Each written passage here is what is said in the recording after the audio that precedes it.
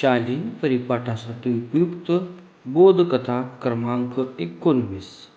आजच्या बोधकथेचं नाव आहे घामाचा पैसा.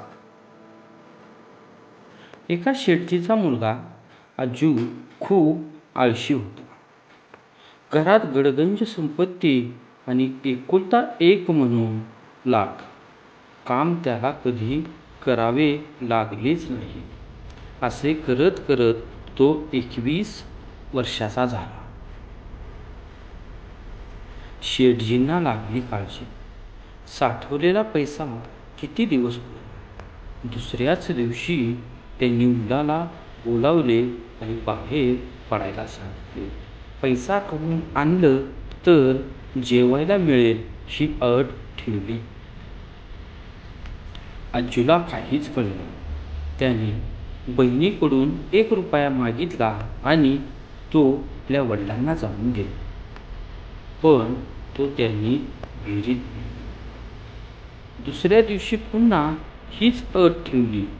आता अज्जू आईकडे गेला. तोही पैसा वडिलांनी विहिरीत फेकला. आता मात्र आला 3रा दिवस.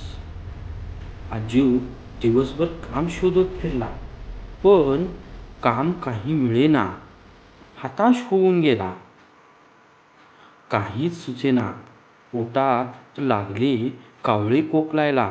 शेवटी स्टेशनवर एक माणूस हमालाची वाट पाहत असलेला अज्जूला दिसला. हे पाहताच क्षणी अज्जू धावत सुटला आणि बॅग त्याने डोक्यावर उचलून त्यांच्या घरी पोचवली. एवढे करेपर्यंत अज्जू घामाघूम झाला. पण त्या माणसाने अज्जूच्या हातावर टेकवले फक्त 8 आणे.